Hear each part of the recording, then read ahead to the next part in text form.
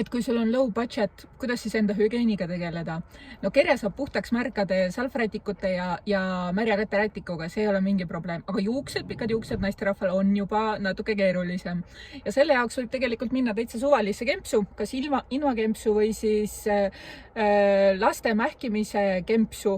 Ja seal on alati kraanikauss. Muidugi nüüd, kus on elekter kallis ja säästame, siis seal sooja vett ei ole, tuleb asja ära ajada külma veega.